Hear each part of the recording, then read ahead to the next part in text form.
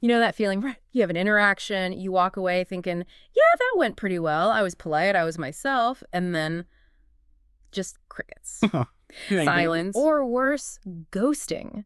It's like Hmm. you feel like you did everything right, but somehow the connection just fizzled out. Yeah, it's super frustrating. So today we're going to dive into something that might explain why that happens. We've got this really interesting source, 10 seduction mistakes that turn her off instantly. Okay. And our goal here is to, uncover those really subtle things, the missteps that can accidentally kill attraction, even when your intentions are totally good. Exactly. And we're not talking about like huge, obvious blunders. It's more about those little behaviors, things you might even think are, positive, Right. but they can somehow signal low value without you even realizing it. So this deep dive, we'll go through 10 specific mistakes from the source. Sure. We'll look at what they are, why they're a turnoff, and what you might do instead. It's kind of decoding the hidden signals of attraction. All right, let's jump right in. Mistake number 1, complimenting too much too soon. Now, this feels a bit weird, doesn't it? Like, you meet someone, you think they look great. You say something nice. Yeah. What's wrong with that? Exactly. So what's the pitfall here, according to the source? Well, the source suggests that just like showering someone with compliments right away, especially just on appearance, it can actually backfire. How so? It sort of positions you as, well, as an admirer who's already putting them way up on a pedestal. It can signal you're maybe a bit too eager, maybe have low standards even. Ah, okay. So it's less about the compliment itself and more about the timing and the quantity. Right. If you're just immediately praising them to the skies, it kind of communicates you're trying really hard to impress. Yeah. And that flips the whole dynamic. Suddenly, you're the one chasing approval and they're the one screening you. That makes sense. It's Yeah. almost like devaluing the compliment itself. The source brings up this Zoltium principle: reward inflation destroys value. Can you unpack that a bit?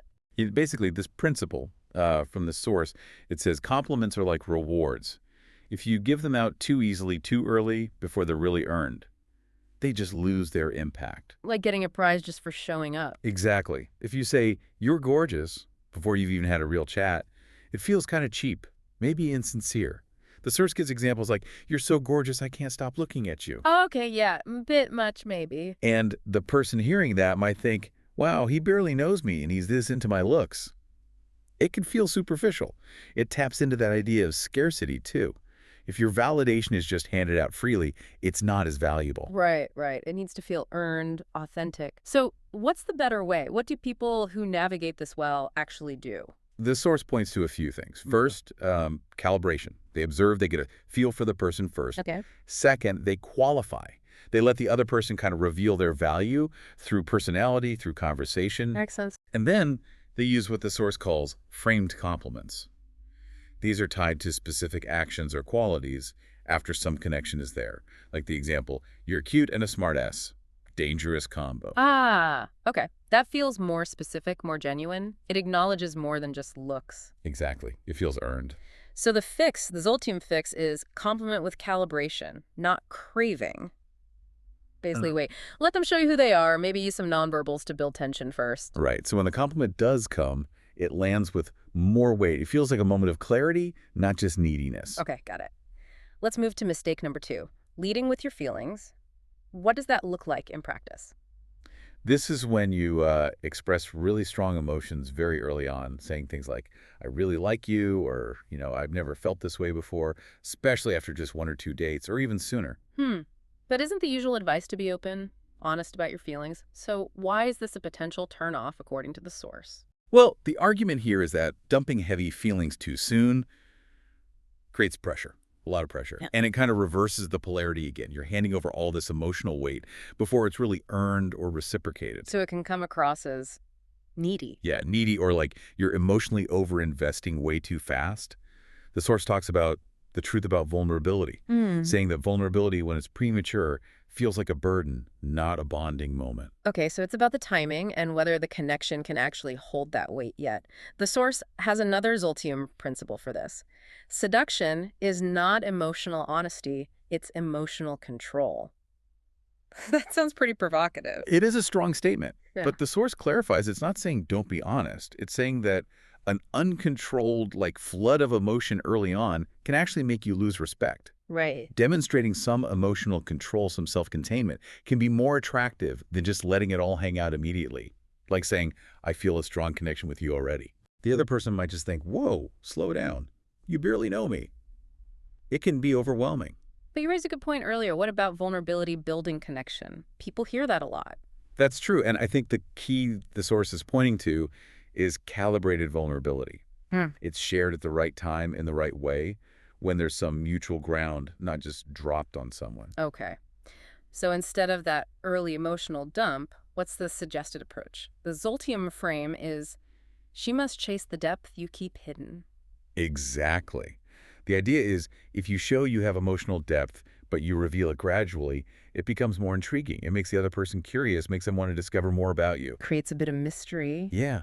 Don't feel you need to clear the air emotionally right away. Let some ambiguity exist. Let them maybe initiate some of those deeper moments. And when you do share, ground it in strength. Like, yeah, I like you, but I don't move super fast. Need to see if you can actually handle me or something like that. Interesting. So it shows you have feelings, but you're also discerning. You're not just giving your emotional core away to anyone. Right. It reframes it. Okay, mistake number 3, asking permission to flirt. This one just sounds awkward. Oh, it is. Definitely a mood killer, as you said. The source means literally asking, like, would it be okay if I flirted with you a little? Wow. Yeah, the source is pretty clear that's a turnoff, right? Yeah. Screams insecurity. Totally. Zero confidence, zero leadership. It turns flirting, which should be playful and maybe a little risky, into some kind of like democratic vote. Destroys the tension. Completely. The source says you don't flirt by committee. Seduction, or even just building initial attraction, involve testing the waters, leading a bit, not begging for permission. It suggests you can't handle the inherent tension of flirting. You know, sometimes people think they're being respectful, the good guy, trying not to cross lines. And that's understandable. But flirting needs a little edge, a little uncertainty. Asking permission just removes all of that. It's like apologizing before you've even done anything. The Zoltine principle here is sharp. Tension is flirtation's fuel. Permission is its death. Nails it, right? Asking permission makes you the child, them the parent. Kills the polarity instantly. Phrases like, I don't mean to make you uncomfortable. The source calls these status collapses. You're apologizing for potentially creating the very tension that fuels attraction. So what's the move then? How do you fleet confidently without asking for a permission slip? The source suggests letting your vibe, your nonverbals, do some flirting first. You know, a confident look, a playful smirk, pausing meaningfully, holding eye contact a beat longer. Okay. Then when you do say something flirty, make it a statement, not a question begging for approval. Instead of, was that too forward? Maybe something like, that sounded dangerously flirtatious, said with a bit of a smile. Own the energy. Exactly. Own it. The Zoltium fix is own your flirtation, then observe. You put the vibe out there confidently, then you watch their reaction, read the room. If they seem genuinely put off, you can dial it back calmly, but you don't kill the spark preemptively by asking. Got it. Be bold but calibrated. Okay, mistake number 4. Being her therapist or emotional dump. I feel like a lot of people fall into this trap. Oh, for sure. This is where you become the go-to person for all their problems, their emotional support animal, basically.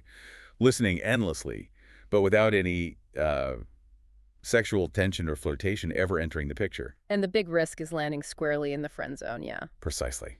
The source says it mixes up emotional intimacy with sexual polarity. Being a good listener is great, obviously.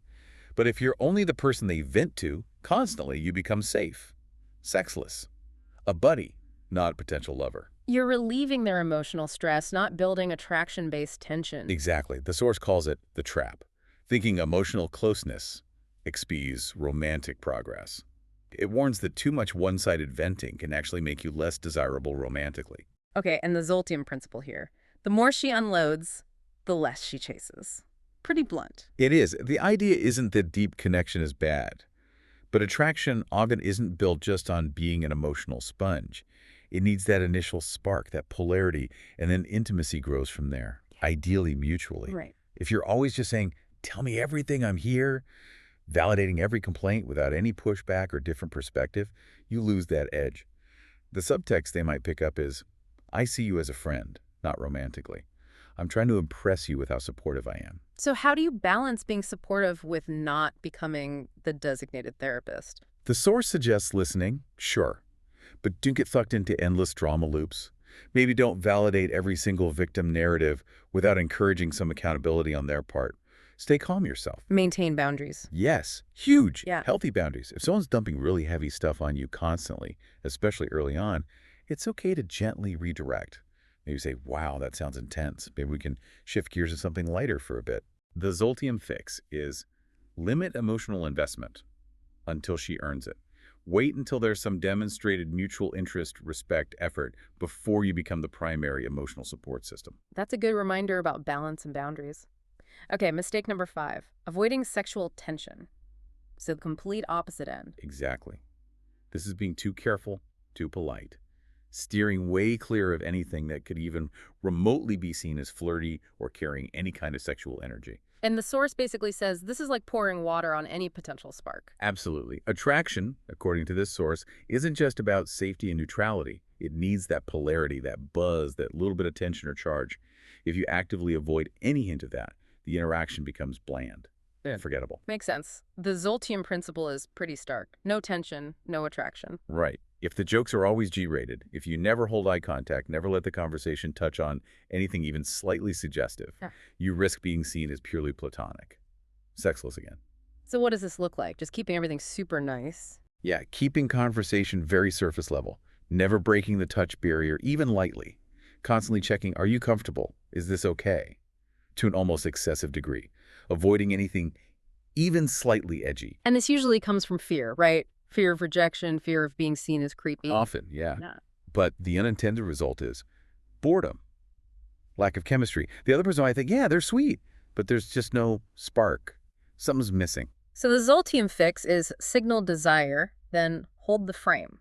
How do you signal desire without being, overly aggressive or inappropriate? It's about subtlety, but making it clear. Calibrated flirting. Maybe holding eye contact just that extra second. Using a slightly lower tone for a compliment. Light, playful teasing. Maybe a brief appropriate touch on the arm when laughing. Okay. It's not about being crude. It's about letting that undercurrent of potential attraction exist. Saying something like, you look dangerous in that dress with the right tone signals interest without being gross. Right. And if they respond well, then you maybe escalate slightly. Yeah. More playful banter, maybe hold the eye contact a little longer. Yeah. But the key is to signal it, own it, and then observe. Don't apologize for it unless you genuinely misread things badly. Got it. Step out of the safe zone. Introduce some playful interest. Okay, mistake 6 into the digital world. Texting like a customer service agent. Oh boy, I think we've all seen this. Or done it, yeah. Yeah. This is texting that's super polite, super available, always responding instantly, perfect grammar, but zero flirtation, zero personality, zero leading. Like, you're handling an email inquiry, so why is this a turnoff, according to the source? Because it communicates like this intense desire to please and avoid any possible mistake. Like customer service aims for clarity and offends no one. Right. Efficient, but not exciting. Exactly. It lacks intrigue, playfulness, subtext, that little seductive edge. You're not teasing, not building anticipation, just managing information. Yeah. The Zoltium principle here is interesting. Text is not for talking, it's for tension. Okay, explain that. The source suggests high-value people use texting more strategically. To spark energy, create a little push-pull, calibrate interest. Not for long, drawn-out conversations, or constant checking in. So what does this customer service texting look like? Give me an example. Think like, hey, just checking in to see how your day is going, or good morning, hope you have a great day. Always available, always agreeable, maybe overly formal. Yeah, okay. That's nice, but kind of beige. Background noise. Exactly. Right. Predictable. The other person probably feels pretty neutral, more friendly than flirty. So how do you text in a way that actually builds attraction? What's the alternative? The source says, lead the tone. Don't just mirror them. Maybe use fewer words. Sometimes long, perfect paragraphs can seem like you're trying too hard. Be a bit less available. Don't always reply instantly. Inject some personality. Yes. Use push-pull. Yeah. Slightly. Challenge them playfully. Maybe drop a voice note occasionally to mix it up, break patterns, instead of, how are you? Maybe something like, how's the second most interesting person I talked to today? Delivered playfully, of course. Okay, so use text to create sparks, not just exchange info. Yeah. Got it. Mistake number 7. Seeking her validation instead of giving challenge. This sounds like it's about the power dynamic. It really is. Yeah. This is when you're constantly trying to impress, being super agreeable, Complimenting excessively again, avoiding anything that might possibly rock the boat. And the source says this puts you in a weak position. Immediately, it just screams, please like me, I hope I'm good enough. And that flips the power. You become the performer auditioning for their approval. Right. And the source points out, high-quality people are often attracted to those who make them wonder if they measure up, not the other way around. This validation seeking, it broadcasts insecurity. The Zoltium principle is, he who frames leads, he who seeks submits. So if they feel you're constantly trying to qualify yourself to them? They stop trying to qualify themselves to you. Yeah. Attraction fizzles. Okay, so what's the alternative to seeking approval all the time? Offer challenge instead. Not aggression, but playful challenge. Tease lightly. Reward good behavior. Don't just give praise away. Stay unbothered if they disagree slightly. Subtly make her qualify herself to you. How would that sound? Instead of just gushing. Instead of, wow, you're amazing, maybe something like, you're cute, but can you actually hold a conversation? Said playfully, obviously. Or, you seem cool, but your taste in music is questionable. It flips the script. Now they might feel a little pull to prove you wrong or impress you. It's a shift. The Zoltium fix is make her earn your interest. Observe, assess, give earned recognition, let silences happen. Are you trying to win them over, or are you deciding if they're worth your pursuit? Big difference in mindset. Huge. From seeker to selector. Okay, mistake number 8. Trying to be perfect. Ugh, that just sounds exhausting. It is, and the source says it sterilizes attraction. Yeah. This is trying to be flawless, saying the perfect thing, avoiding all risk, dressing perfectly, perfect timing, studying lists of don'ts. Presenting this super polished, maybe even robotic version of yourself. Why is that a turnoff? Because perfection isn't relatable, and it's not really seductive. Seduction, according to this source, needs friction, mystery, unpredictability, a little bit of charming imperfection. The Zoltium principle is, seduction thrives in flaws, not perfection. Interesting. Perfect feels unreachable, maybe even boring. It lacks emotional pull. You might admire it, but you don't necessarily feel drawn to it in a deep way. So what does this perfectionism look like in dating? Never teasing, never showing raw desire, never stating a bold opinion that might ruffle feathers, always trying to be liked by everyone. Every move is calculated for maximum approval, minimum risk. And the other person feels... Like something's missing. No edge, like they don't really know who you are underneath the polish. Often people who do this are maybe high achievers or they've been hurt before, so they try to perfect their way into connection. But boldness attracts. Perfection often just creates pressure. So how do you break free from that? Trade perfection for presence. The source says if you're terrified of messing up, you're not present. Focus on just being authentic. Say what you mean, within reason. Let tension hang in the air sometimes. Laugh if something's awkward. Reveal flaws with confidence, even humor.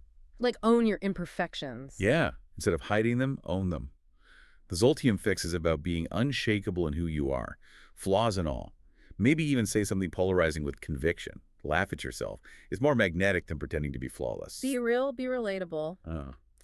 Okay, mistake number 9. Apologizing for desire. This feels linked to the confidence thing again. Definitely. It's downplaying or actually saying sorry for feeling attracted or for making a move when the vibe felt right. Our source says this is a major mistake. Huge. It's like you're ashamed of your own natural feelings, your own masculine energy. Framing your desire as a problem. It can make you seem boyish, not like a confident man. Where does this come from? Being taught to be overly polite. That's part of it, yeah.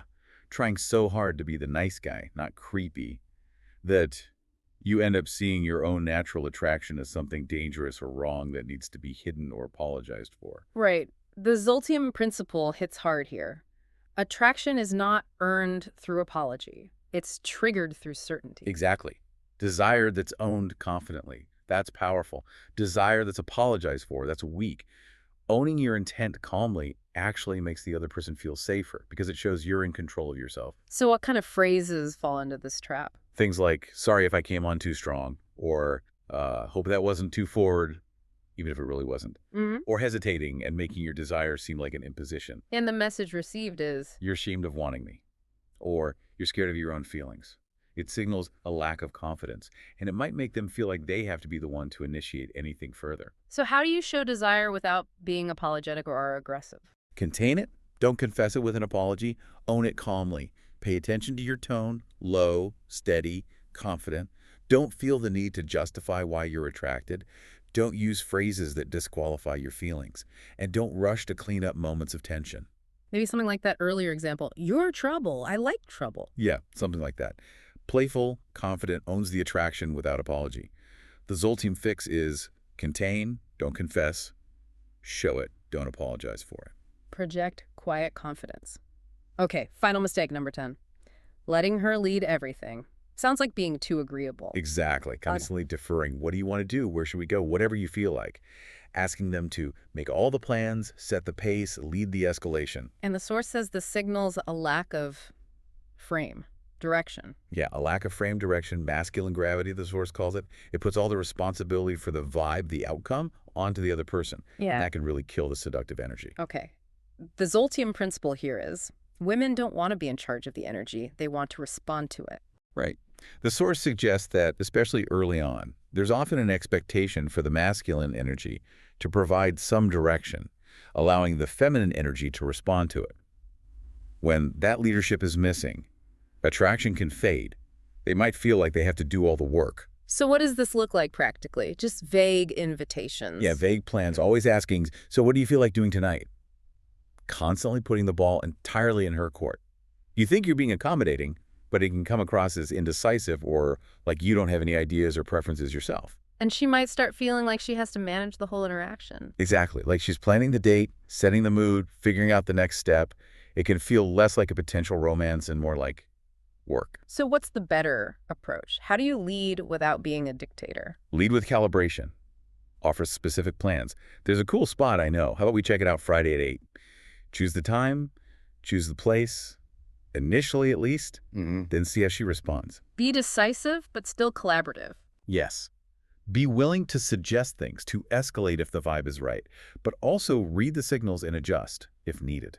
Don't just surrender the lead completely.